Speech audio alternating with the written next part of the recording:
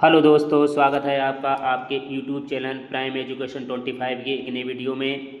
इस वीडियो में हिंदी के वाक्य रचना टॉपिक से कुछ महत्वपूर्ण प्रश्नों को दिया गया है। जो प्रश्न विगत परीक्षाओं में कई बार पूछे गए हैं, उन्हीं प्रश्नों को इस वीडियो में समावेश किया गया है और मेरे द्वारा उन प्रश्नों की व्याख्या भी की गई है। तो आइए बिना देरी किए हुए वीडियो पर चलते हैं।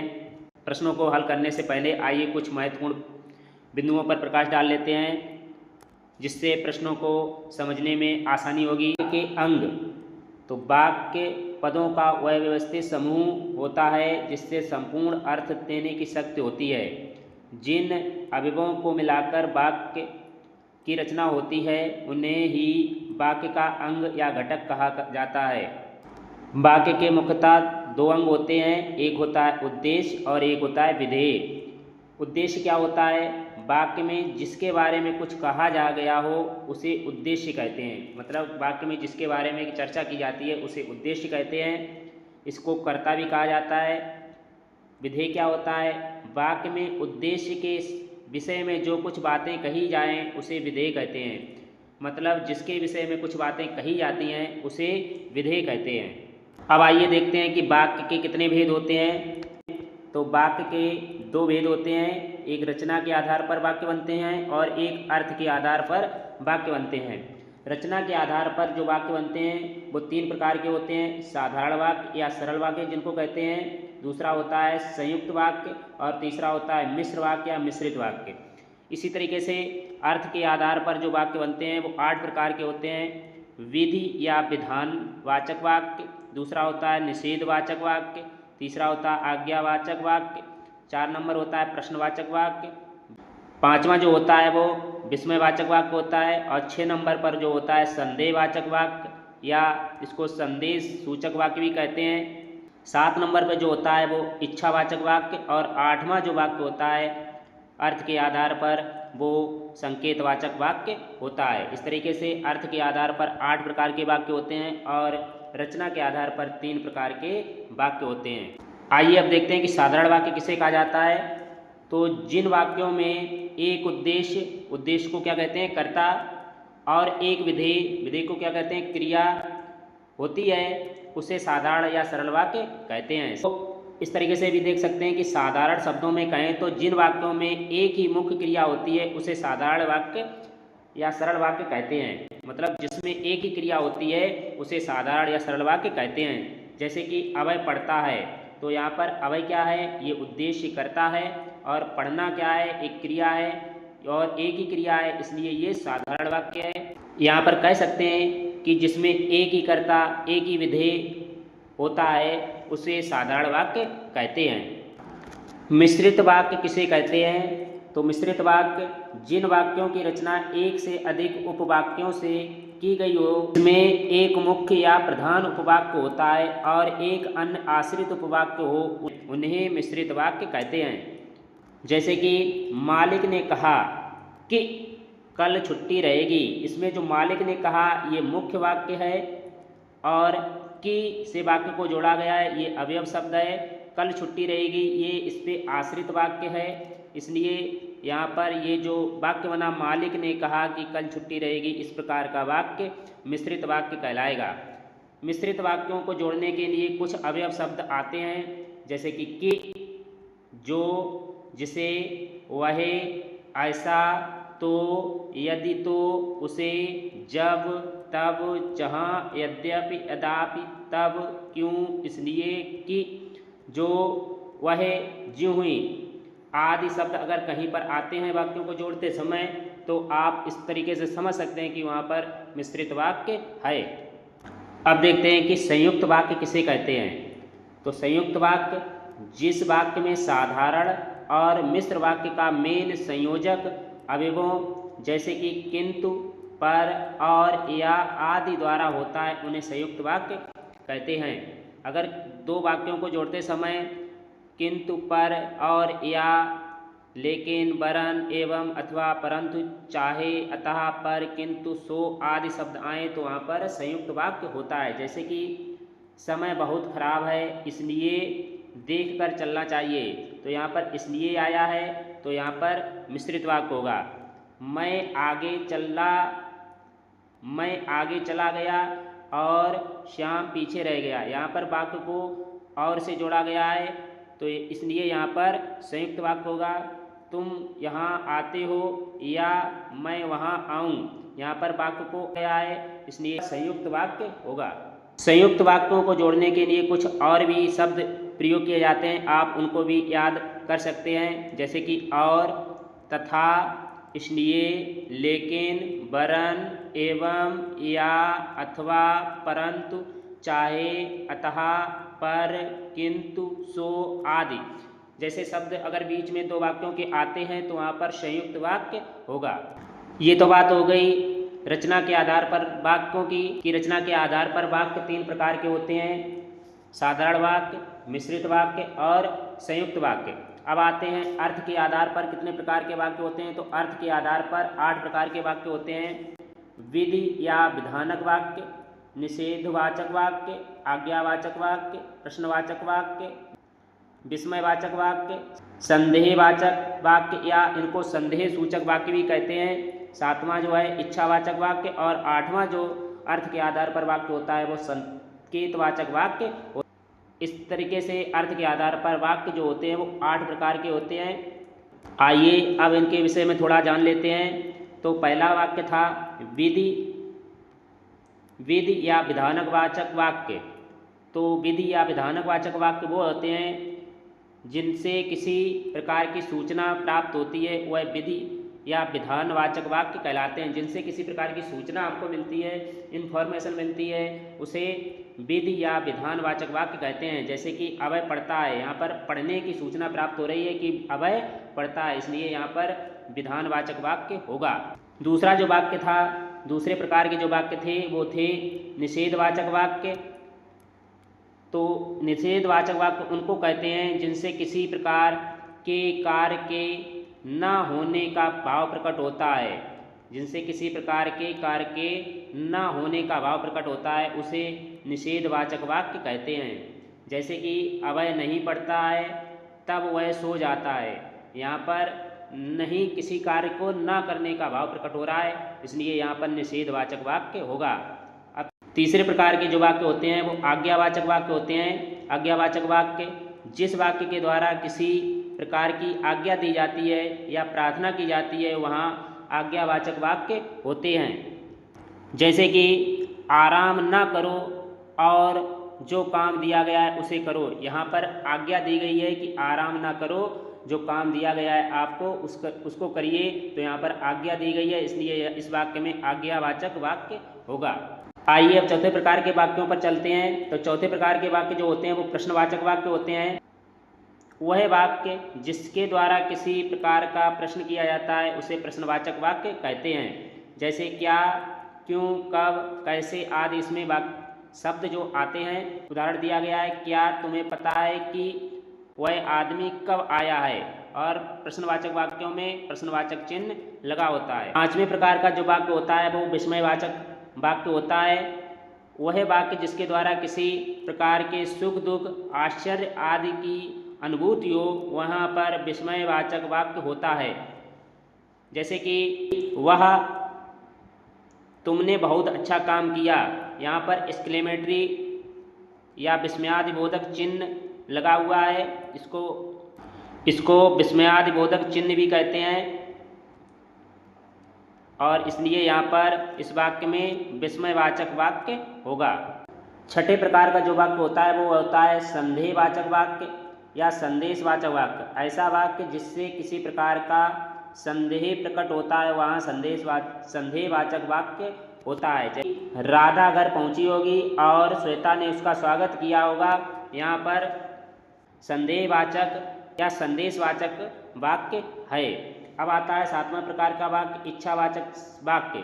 जिन वाक्यों में किसी इच्छा, आशीर्वाद या शुभकामना का बोध होता है वहाँ इच्छावाचक वाक्य होता है। जहाँ पर आशीर्वाद या शुभकामना दी जाती है या इच्छा प्रकट की जाती है वहाँ पर इच्छावाचक वाक्य होता है। जैसे कि वह जहाँ भी रहे वहाँ खुश रहे, यहाँ पर आशीर्वाद दिया गया है कि वह जहाँ भी रहे खुश रहे, तो इस प्रकार के वाक्य इच्छावाचक वाक्य कहलाते हैं। आठवें प्रकार का जो वाक्य होता है वो संकेतवाचक वाक्य होता है। जहाँ एक वाक्य किसी दूसरे की संभावना पर निर्भर करता हो उसे संकेतवाचक वाक्य कहते हैं। जैसे कि अभय का मकान उधर है। इस वाक्य में बताया गया है कि इशारा किया गया है कि अभय का मकान जो है उस साइड में है, उधर है। तो इस प्रकार के वाक्य संकेतवाचक वाक्य कहलाते हैं। आइए अब चलते हैं प्रश्नों पर। यहाँ पर पहले प्रश्न में कहा गया है कि पैसा कमाना एक बात है, उसे ठीक से खर्च करना दूसरी बात है। यह वाक्य है मिश्र वाक्य, संयुक्त वाक्य, सरल वाक्य या युगल वाक्य। आपको बताना है कि पैसा कमाना एक बात है, उसे ठीक से खर्च करना दूसरी बात है। ये किस प्रकार का वाक्य है? मिश्र वाक्य है, संयुक्त वाक्य है, सरल वाक्य या युगल वाक्य है। तो यहाँ पर पैसा कमाना एक बात है और यहाँ पर वाक्य को और से अगर जोड़ दें और कामा हटा के उसे ठीक से खर्च करना दूसरी बात है। तो जहाँ पर और से वाक्य जुड़ जाता है वहाँ पर वो कौन से वाक्य कहलाते हैं? वो कहलाते हैं संयुक्त वाक्य। संयुक्त वाक्य हो जाते हैं जहाँ पर और से तथा, इसलिए, वरन, या, अथवा, परंतु, चाहे, किंतु आदि से वाक्य जुड़े होते हैं, वहाँ पर संयुक्त वाक्य होता है। इसलिए यहाँ पर आंसर जो होगा वो बी नंबर होगा, संयुक्त वाक्य।